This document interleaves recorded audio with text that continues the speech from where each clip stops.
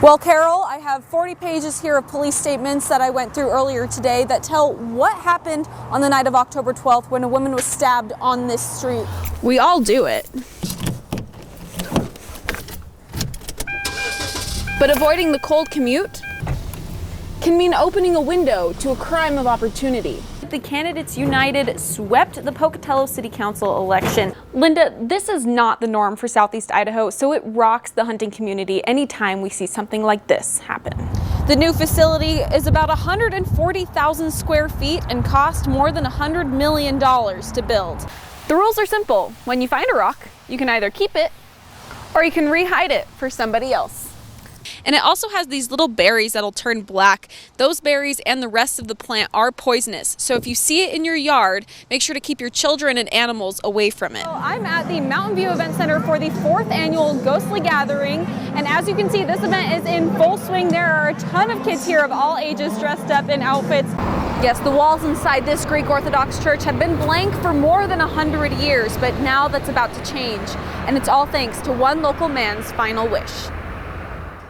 This was begun because of Danny Theros, who fell asleep in the Lord a couple years ago. And then when he passed away, I went to his wife, Pauline Theros, who's the athletic director for ISU, a few years ago, and I said, could we do a memorial fundraiser in his memory for the iconography? And many people donated, and especially the family, many people who aren't members of this community.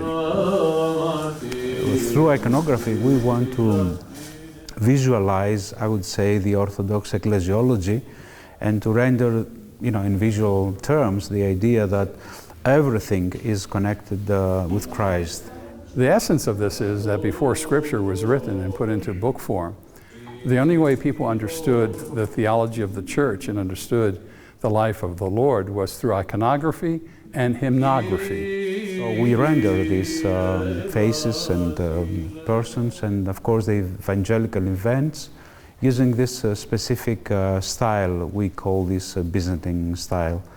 We draw everything freehand with the charcoal on the wall, and then we follow a very long process, applying multiple layers. This one right here is very special. It represents the feast day, the name day of this particular parish, which is the Assumption.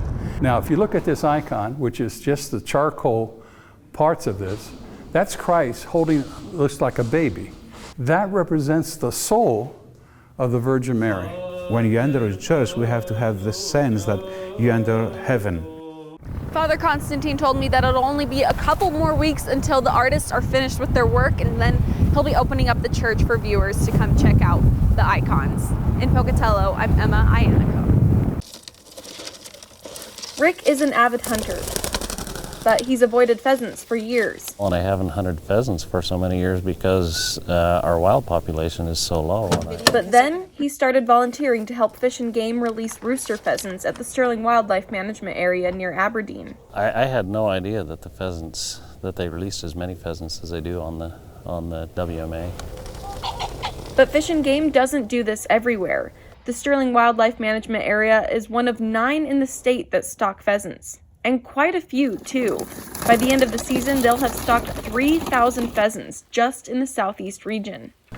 We try to make sure that the opportunity is spread out, so there's a chance every time you come out to see a bird.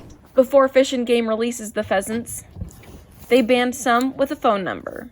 Hunters who harvest a bird with a band can report it to Fish and Game. This is going to help me figure out our stocking efficiency across the WMA, and also give me some information as to hunter harvest, their success, and hopefully get some really good information to help us for planning our future seasons out here on the WMA. Through this study, Fish and Game will learn where the birds are hunted in correlation to where they were released, how soon they were harvested after their release, and roughly how many are harvested.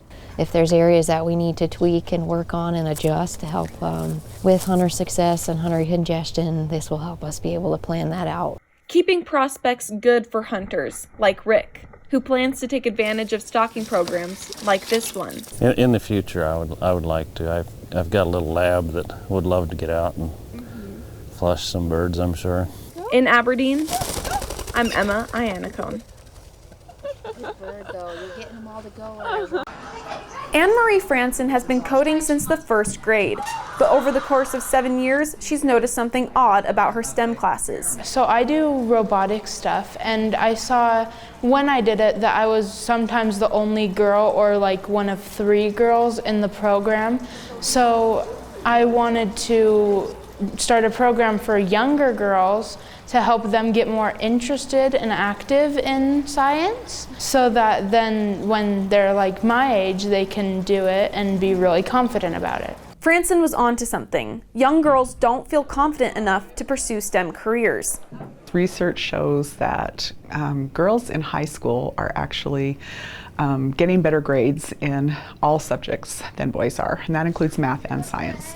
But when research is done to talk to students about the way they feel about their capabilities, girls tend to report lower scores about their self-efficacy and their belief in their abilities in math and science. That's why programs like Girls Who Code exist. Franson is teaching girls from grades 3 through 5 how to code so that hopefully they'll be more confident to pursue these career paths. According to the Bureau of Labor Statistics, the fastest growing STEM careers are computer related, but only 1 in 5 computer science graduates are women, leaving women out of the future of the workforce. You know, women make up 50% of the population and only about 25% of workers in STEM careers. And so by leaving out that sizable chunk of the population, we're not getting the diversity that we need in creativity and problem solving. The biggest drop off for girls is between the ages of 13 and 17, despite their success in the classroom. Even though there have been research to show that the girls that are scoring in the highest of the really high performing math careers still have a much higher tendency to choose careers in social sciences or humanities because that's where their comfort level is. But it's not all bad.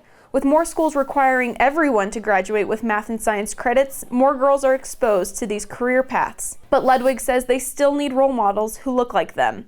Role models like 12-year-old Anne-Marie Franson. Well, I hope that they'll be interested in STEM and confident in science too, and I think that it'll be a great learning experience for me as well.